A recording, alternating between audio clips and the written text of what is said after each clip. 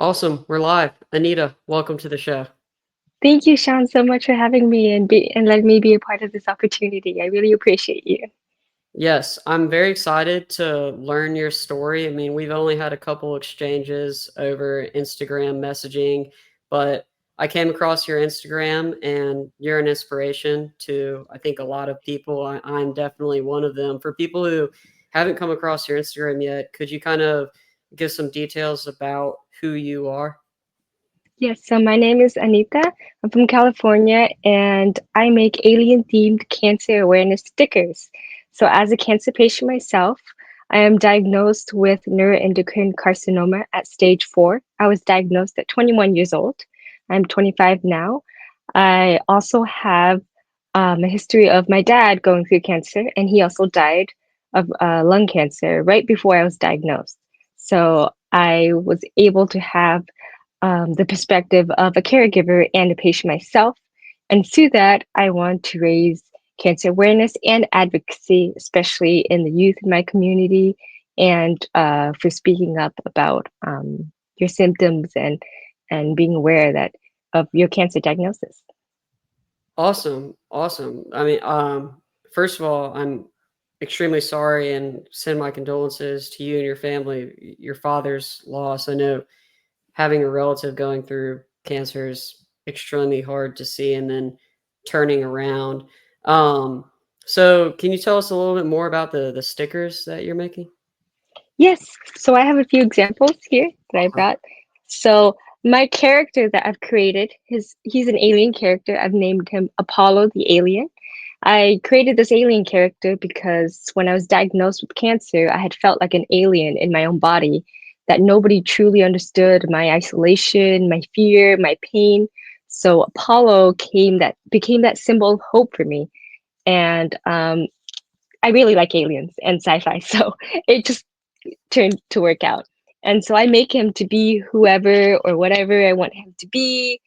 I try to make him with every intention of spreading hope and spreading awareness, and to let others know that they're not alone in their journey, and that there's hope in community with us.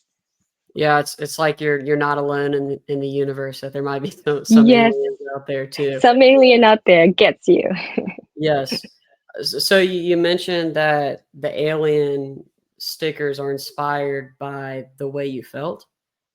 Yes, so Apollo was inspired by the way I felt. I felt like an alien myself. Like my diagnosis was a rare type of cancer, and I was in search for people around me going through that type of cancer, and I couldn't find anybody. So I wanted to create something like Apollo, the alien, who embodied whatever I felt, and I could put that all those feelings into that art. That is, truly amazing. I think a lot of people going through hard things can kinda relate to that, where it doesn't feel like there are many people out there going through what what you're going through. You when I say you, I mean just in general, when you're going through hard things, it's really a beautiful story, and I love what you've done to raise awareness to that. Thank you, thank you. So, I'm curious to learn more about it if you're willing to open up about like that feeling of, and I felt that myself with cancer, especially growing up. For me, it was I had cancer when I was younger.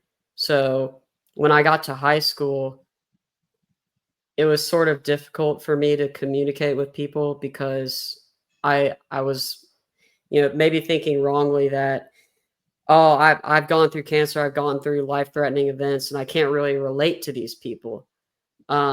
Is that sort of how you feel, or? Yes, may I ask how old were you when you were diagnosed? Yeah, so I was 2, and then I was diagnosed. So I've been diagnosed with cancer 4 times, unfortunately, Whoa. all the way up until 12 years old. I see. Yes, so I did feel exactly like that. Although I was diagnosed at 21, it was Mhm. a stage where in my life, all the people around me, I just had graduated from school. I started my first job. I was a teacher at a college, my local college. And it was my first year. Everybody around me, my friends and family, they were all graduating, and everybody was kind of, living their dream life now. Everybody's getting a job, starting a family, traveling, doing all the fun things. And then I had felt like, wow, now I'm stuck in the hospital and I am sick and I felt like I was regressing. Like these were my prime years. I felt like cancer had robbed that away from me. And then when friends were talking about like, oh, work is tiring or work is this, and I'm like, well, I'm feeling very tired from my health. And I tried to express that, but I felt like nobody could really understand how tired and how scared I had felt at such a Mm. young age when my life was so undefined. Like everybody had a future, that a life planned out in their head. They were going to do this and this and this, and I was like, well, cancer has taken over my life. I'm not sure what is my new future anymore. So I feel exactly that way. So you're not alone in that. And I think that there are a lot of people who can relate to that cancer or whatever they're going through. Do you still kind of feel that way sometimes? To be honest, I do deep down Mhm. now. That before I thought I had a whole plan where I wanted to be a teacher. I wanted to, teach abroad and do all these things and travel. But now that cancer has limited most of those things, I don't want to say cancer is limited, but it has changed my passions of what I want to do. And instead of pursuing teaching, now I have a mission that I want to spread awareness and advocacy, because when I was young and going through those symptoms, I had told my doctor of my symptoms and she ignored them, telling me that I was just too young to have cancer. And I Really? felt invisible and ignored. Yes. And then now that I am diagnosed, I want to be able to support the youth, the people who are going through it, who are being ignored and feel like their symptoms are being ignored by their doctors just because they're young. But it's not. They need to speak up for themselves, and I want Yeah. to push for that. That's such an interesting idea because it's something I've always thought about, but I've never ever talked about this with anyone.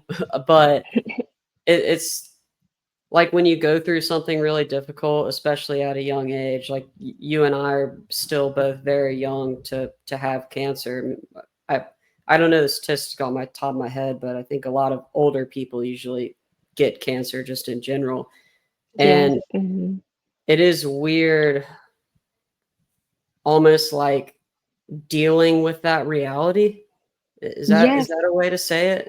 Yes. It's like a different reality now. You're right. Like It these is. cancer has put us on a different path in our life. Exactly.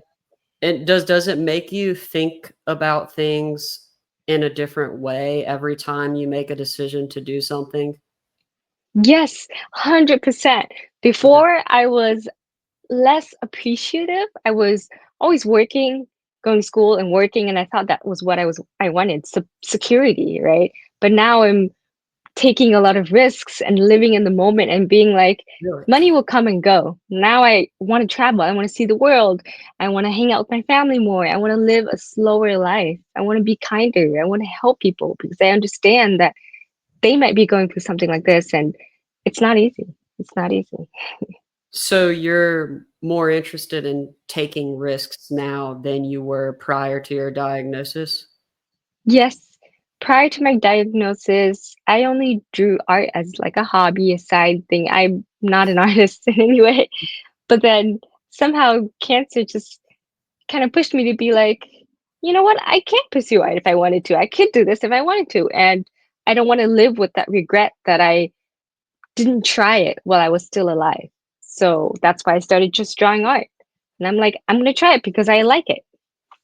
Yeah, that's that is so unique. Like when I guess sort of sometimes when we get comfortable in life, we kind of settle in and think, Yes. "Oh, this is nice." But then when your life is threatening or threatened, you start to think, compare like the pay or the what I actually love. Exactly. Exactly. Yes.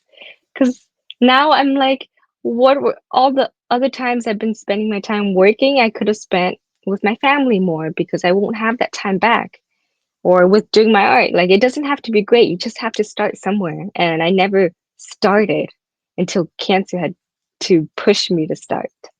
Okay, that's interesting because after cancer, I became more risk averse because Oh, I was, I guess, um, scared to fail or more cautious because I had already gone through a lot.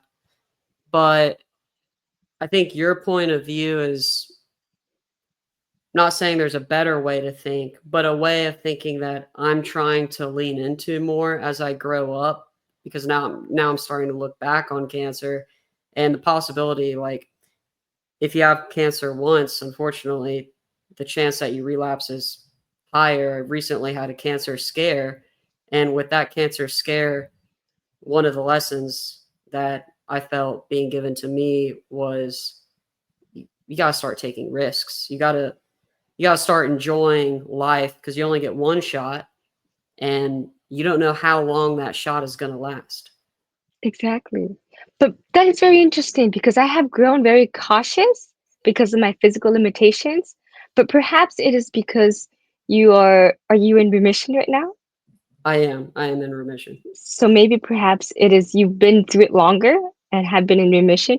I've only been through it only for about 2 or 3 years, Mhm. and I'm still going through it. So I feel like tomorrow could be my last day. Mhm. Maybe that that changes my mindset. But the first year I was diagnosed, I felt exactly like how you described. I just shut down my whole life. I didn't want to try anything. I didn't want to do anything. I was scared of everything. And I just thought, this is it. Like, can't get any worse. So I did go through a phase of kind of a depression where I let my body feel those feelings. And I decided this year was the time to change. I had to pick myself up and live. I think that is a positive way to think in general and be intentional about thinking because I mean, I felt what you described that depression type style of thinking where you're more risk averse, you're thinking about part of my thing was well, you need to make sure you have everything in place in case you get cancer. So again, because that's like the fear in my mind It's like right now. preparation, right? Yeah, and it's like I'm letting the my future anxiety pull back how I feel and what I do now. Mm. That So I feel that when I hear a few of my cancer friends when they have passed away, I feel like that could happen to me at any moment. So I want to be prepared too, and I don't know when it will happen. And it's like we're like living like ticking bombs. Like it could happen anytime, and it'll just explode. yeah, and it's like it's sort of humbling in a way because the reality of life is cancer or not, life is extremely fragile. And Exactly. what would you do if every day might be your last day walking on this planet? How would you act? Is that how you should act? And life might be more enjoyable if you act that way. Would you want to Yes. be with your family or would you want to be working or would you want to prioritize money or relationships with people? Yes. We I sort of hope to. decide that. Yes, I hope to have that mindset, but it's hard, Oh, to kind of definitely. rewire your mind to think like that every day. But that It is is. the goal.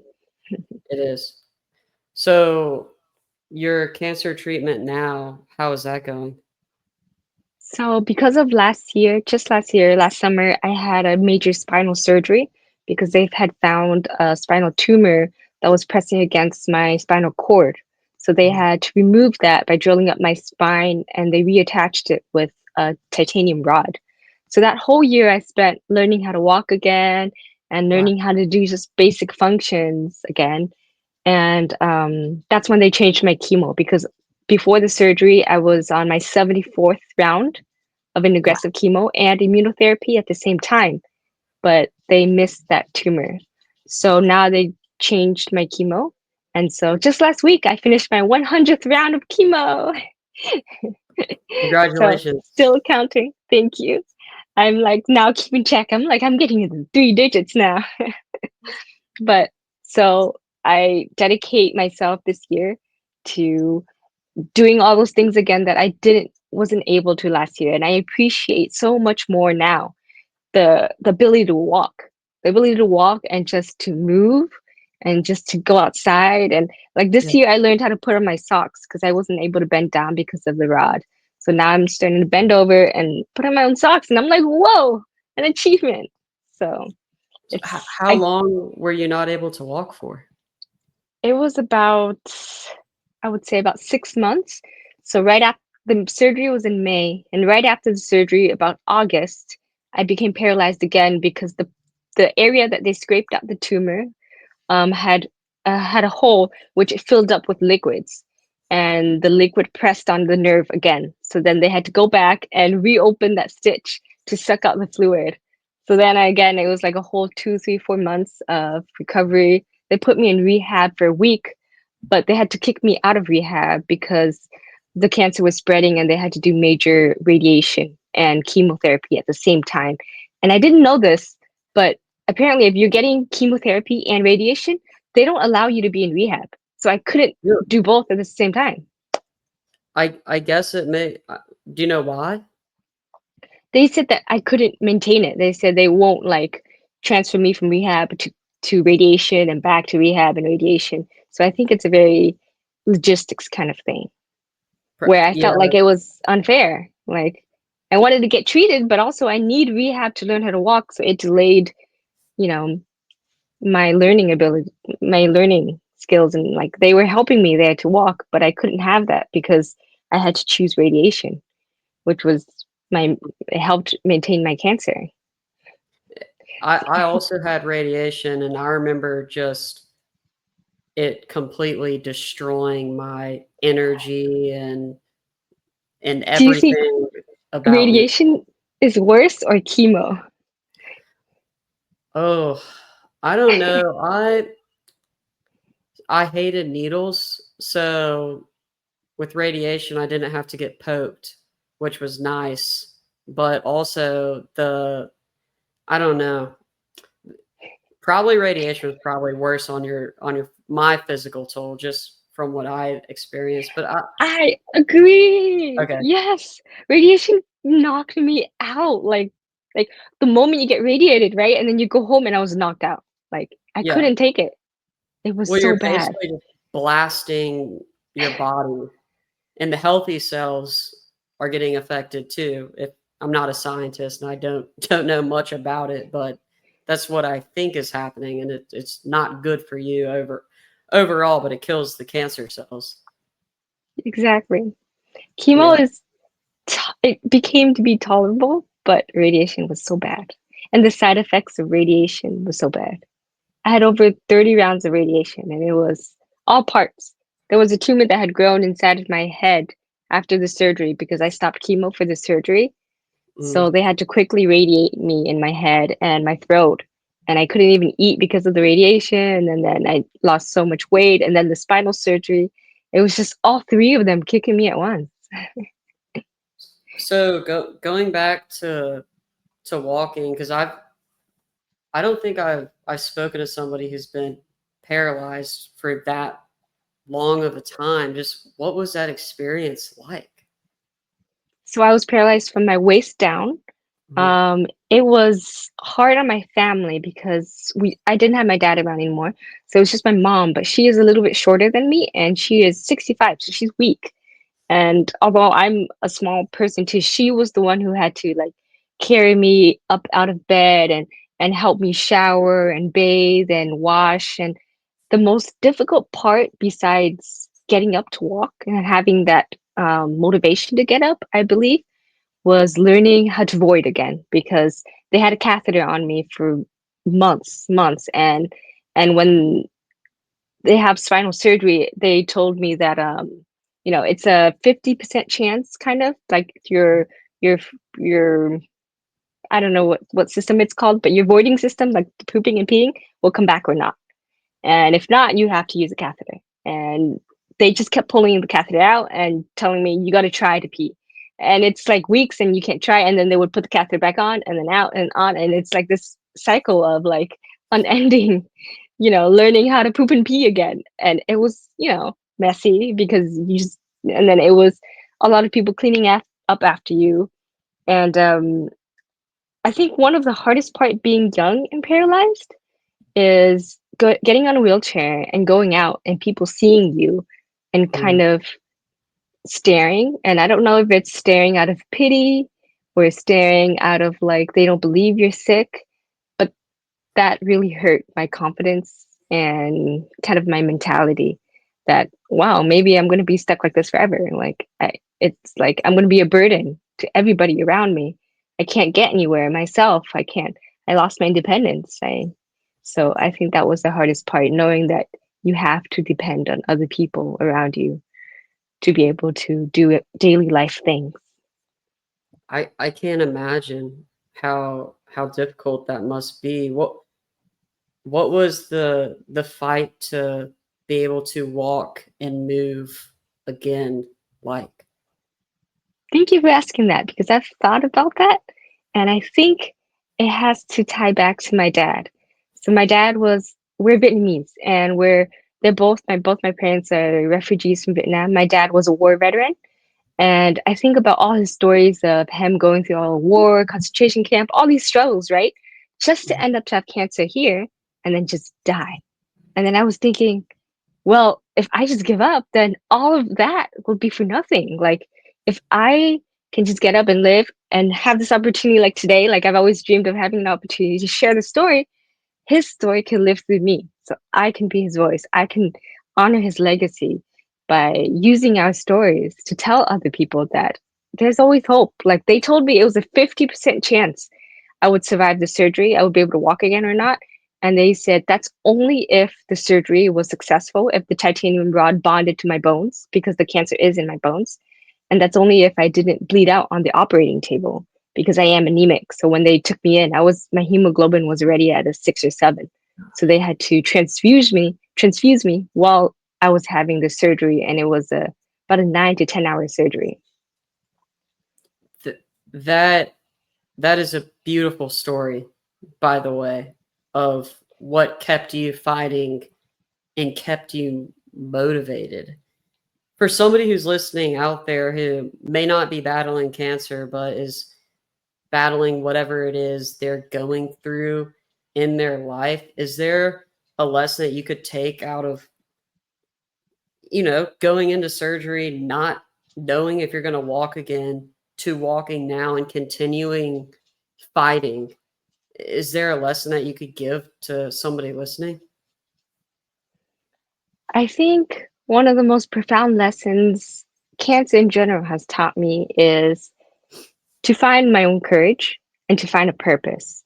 So, finding your own courage means you still feel the fear, know the pain, and you know the consequences, but you still choose to show up every day for yourself. But also having a purpose is what you need to find. It's what drives you to keep going. So my purpose has always been my hero. My dad is my hero, and um, it's not always easy to be happy and you know everything's butterflies and rainbows all the time. But it's not about always being happy, but it's not letting that sadness overcome you. Like it's okay to be sad, it's okay to feel those feelings, it's okay to let your body go through those motions, but you have to in the end let hap- don't let the sadness win. So that is my message. I hope that is kind of how I that's how I feel, but I hope I portrayed those thoughts out clearly. That is an extremely powerful message and something I personally haven't thought about much in that area. So, do you do any public speaking? So recently, I was at a event by Fighting Pretty. They are a nonprofit organization for helping breast cancer ladies. But I came there to share my story, and I was able to they were able to let me have an opportunity to share my speech and to motivate people. Mhm. through my story that there's always hope, even despite what I've been through, despite the journey, despite the pain. There's always a chance to use your suffering and turn it into strength. I totally agree, and I think your story and your passion, your ability to communicate it is really strong. Like that was extremely powerful. Just that one lesson and all the things that you've been through and are currently going through, and you're a hero to me.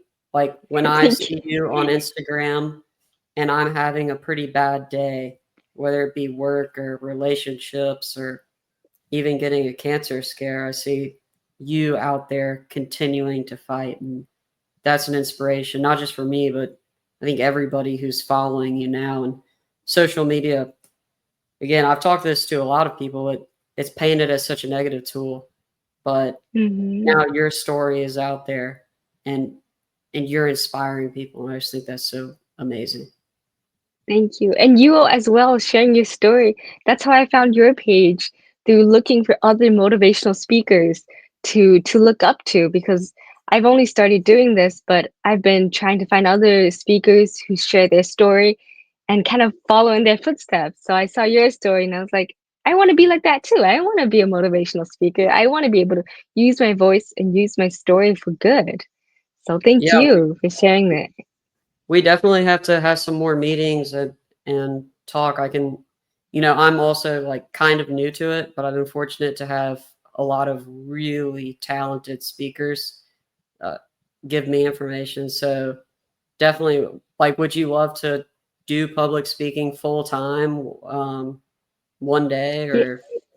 Yes, that would be my goal, and that's my new passion now. I feel like cancer has put me on this path where I am able to do this. I am able to share my story and use it to publicly speak. And public speaking has always been a great fear of mine, Really? but I felt like after cancer, that's the greatest fear. So public Mhm. speaking comes under that. Like it has taught me how to just be uncomfortable, but learn that uncomfortableness is growth.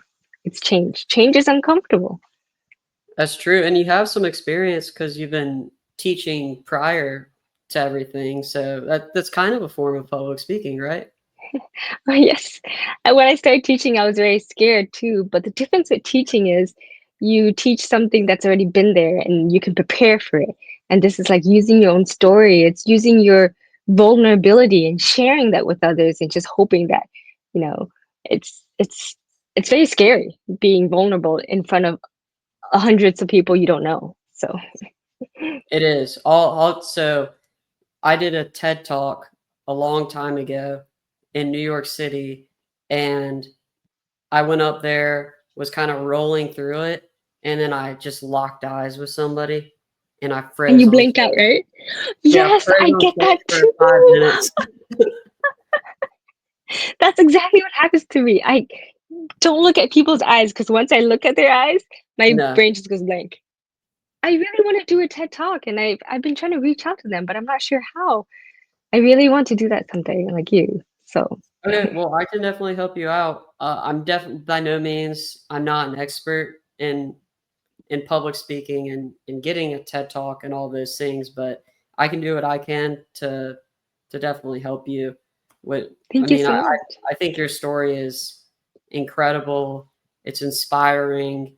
I learn from it. I know that people who are listening learn from it, and people who continue to follow you. And as you start speaking more and more and more, I think people are going to continue to learn.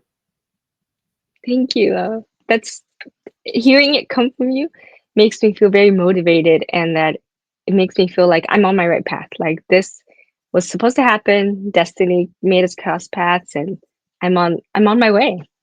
Yeah, everything, no matter, even if stuff is extremely hard. I used to be the type of person that always asked why me because life sucked. For Yeah. more than 10 years of my life was really painful. And after that, I always asked why me because I've still got all these problems. I'd compare myself to people who have lives where they didn't have cancer, and that's probably not healthy to do at all because they're also going Especially through with those. social media. And especially with social media, that is one of the negative effects of social media, which people know and people talk about all the time. However, it's like everything happens for a reason. Cancer, whether I like it or not, gave me a gift because it gave me a lesson. And it's giving you in a horrible form of a gift. It's giving you a lesson. And like you said, public speaking might be people's number one fear, but got cancer right now. Yeah, It's like that's really people's number one fear. Once you have cancer, you could kind of think public speaking doesn't sound too bad after that. yeah, Helping people, exactly. that's just Have my 2 cents. have you thought, since you've said, like, you've gone through your head how you've asked why me, right? I've always asked that too. Have you found the answer to why me yet? I think I have, but I don't know. It's for me, for me, life is a continuing learning journey. I'm going to learn until I die, whenever that is. I don't know. Because we're all eventually going to pass one day. You just don't know when your time is up. And when I asked why me, the answer that I got was everything happens for a reason. Every single thing that happens for a reason. There's not a coincidence. There's the universe works in mysterious ways, right? Hmm. And part of the reason why I asked why me, and I guess some more context on my story, when I grew up as a kid, I had a best friend and his name was Tyler. And I met him at the hospital and he was going through the same things I was going through. We'd play football in the hallways. We would goof around at the hospital, play video games. We would have sleepovers when we were both on chemo and radiation, and it was literally a sleepover. Like we just slept the entire time. And Tyler passed away I'm while sorry. we were young. And I'd ask why me personally for my health, but also like why in the world would cancer take away my best friend, a kid who had a whole future ahead of him, a son, a brother, just a beautiful, lovable child. And getting a little emotional, but and it took me probably more than 8 years to discover this. This has been a lot of thinking and meditating on this, but I feel maybe part of the reason why all this happened is so that I can share what Tyler's lessons were to me with the entire world so that Tyler's Tyler can live on through these people. Like Sean Fradella doesn't matter, but if people remember Tyler's name and they take the lessons that Tyler taught me into their lives, they're going to be rich in spirit, rich in all the great things that make life enjoyable. Because he taught me those, and I'm very passionate about spreading those lessons. So that's kind of the long answer of my answer to why me is specifically in my situation. Unfortunately, these things happened, but I think it's my goal to give the lessons that I learned so that other people who are going through hard things, not just cancer, can strive. That is so beautiful. I'm so sorry about your friend, and that must be so hard. I can't even imagine. I didn't. I I feel you personally, but on a different level of that loss. I know what it's like to feel a loss, even though he was a friend, but my parent. But it's I feel the same way of like, why me too? Like, why did cancel let my dad live, and why am I living? And I thank you for sharing that one with me. That's that's hard to go through as a child when you don't fully understand everything that's happening. So It's thank you. extremely it's different. That point of view is different. So I'm interested in your point of view in your 20s. What is the why me for you? So the why me, when I think of why me, that I've realized my answer has become is because life gave, well, for me, I've always prayed like I want to be great, like I want to be great. And life has given me an opportunity to do so with my tragedy. So there's this quote by Fitzgerald, the author, that Mhm. says, "Give me a hero, and I can write you a tragedy." So a good example is, if you know Marvel, Batman. Batman and Magneto from X-Men. Batman lost his family and became a hero, right? Magneto, from X-Men, also lost his family, but he became a villain. So they both have tragedies that life had given them, but it's what they choose to do with it. So, in order for you to be great, you have to go through a tragedy, a struggle, something you have to use in order to be great. It's the arc of being your hero. And that's what I wanted in my life, I think. And that was me. I was like, so why me? Because life has given me my tragedy, which is my spinal surgery, my dad's death. I'm going to use it to choose greatness. I want to use it to become the hero of my own story. I can be that hero for myself. So when I tell myself, it's not because life sucks and life's going like life is like throwing like curveballs at you. Life is giving you this opportunity so that you could use it to become something greater, to become a legend. I want It's like that quote, heroes get remembered, but legends never die. I want to be a legend. I want to be immortal in somebody's memory. I want my dad's memory to be a legacy, to be immortal too. So it is kind of like a comforting feeling that I tell myself that these tragedies, all these pain I go through, there's a meaning to it because I can use it to become great. So it is a different perspective, but I see your perspective as a child with cancer, but I think I see why mine is different because I've a teen and adult, going through it, and both perspectives are so important because it's what makes it's what makes all of us unite together as a community. So that's Exactly. very And interesting. Yes.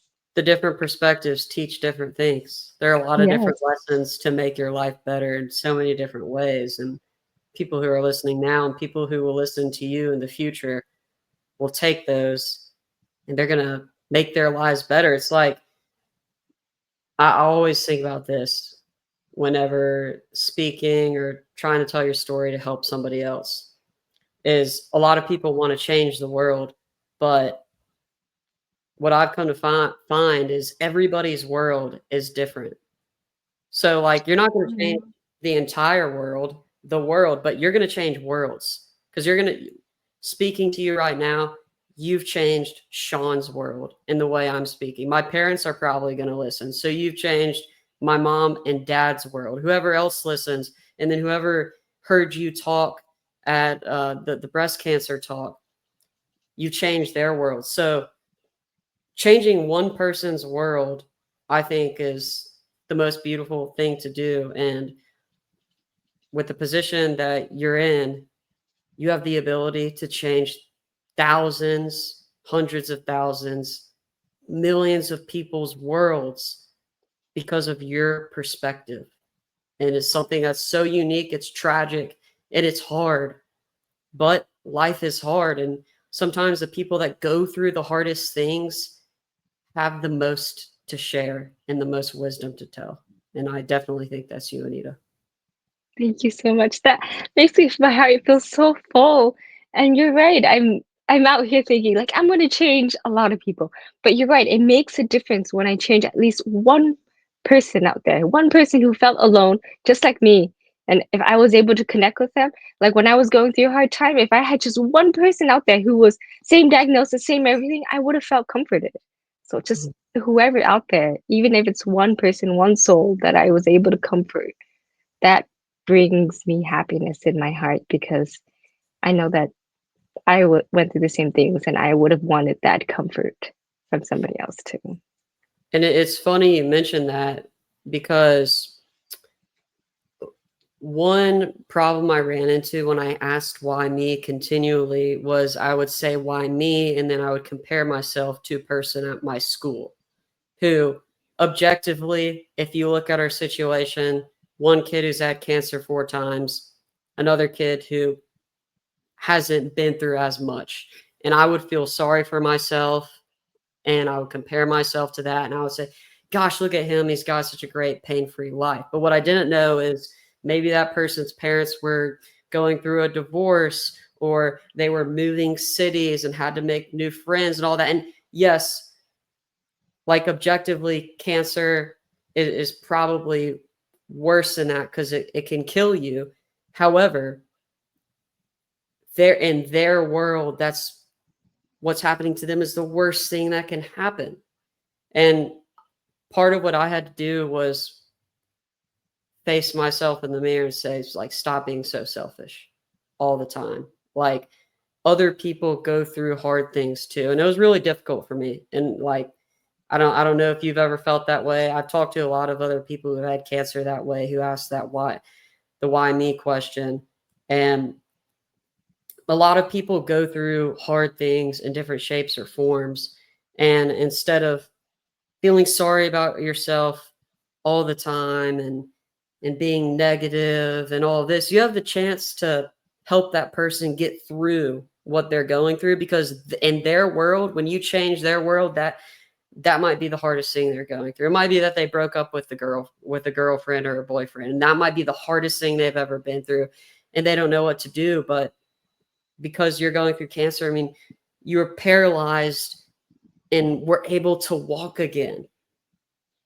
You have lessons from that can help change their world. So, I mean, to me, that's like what the beauty of what you bring to the table and what people who've gone through hard things bring to the table. And I'm actually kind of thinking out loud. I'm glad you asked me if I thought about why me, because that kind of I've never connected it that much, if that makes sense. Now that you're saying it too, you're right. I do kind of go through phases where it's like, "Oh, woe is me, right? I have cancer, I'm dying," and somebody else who's like seemingly living a happier life. It's like, oh, like I try not to compare myself too, but it's hard. It's hard because you see that they might have something you want, like health, for example. They might have better health, but you're right. They might be going through something much harder, and in their world, that is the hard thing and maybe in their world they want something else that somebody else has and like it's just the grass is always greener on the other side. Exactly, and that person might be jealous of your positivity going through something so hard, Yeah. right? Mm-hmm. So it's like everybody's world is different, um, and that's kind of the beauty of it is how many worlds you can change. Yes, that's why we're all connected. All of us Yes, has to use their sufferings to lift each other up in every way. exactly. Well, Anita, I really enjoyed our conversation. I know you're gonna change many worlds. I definitely want to have you on again, and we can talk about. I feel like we could talk about something really specific for 2 straight hours long. It Like got have a pretty theme to detailed. the podcast, like a theme to the episode, talking about death today, mental health. Exactly. Um, However, I do want to stay in touch because I want to help you with speaking and getting out there and sharing your story and making a living off of it, making that your dream. That is my So dream now. Yes. let's go. Well, we're gonna achieve those dreams. Yes. That's what it's about. And thank you, Sean, as well, for this opportunity. And also, let's stay in touch. Let's be friends. Finding cancer friends, I think, is very important because we go through things that, you know, are cancer related. And it's Mhm. like my friends in person, they're my friends and it's great. But having cancer friends, you can have vent about cancer things. And, there's different levels of it. So I always love finding new friends through cancer. It's kind of like a perk you have from cancer. Yes. No, there is a connection and a deep bond, and we're always learning about each other's perspectives and Hmm. worlds and what they can teach. us. It's like So opening up a new world. Yeah. exactly. Well, um, have a great one. Where can everybody find you on Instagram, social media, if So they? on Instagram, I'm awkward life of cancer, awkward underscore life underscore of cancer. And on TikTok, I'm also awkward life of cancer. If you search up awkward life of cancer on Google, you could find my online store. I sell stickers, alien stickers, and merch. If you're in California, I do pop ups regularly and fundraisers. So awkward life of cancer because my life is so awkward. Awesome. Well, you have a good one. Thanks for signing on. Thank you. Thank you so much, Sean. Bye.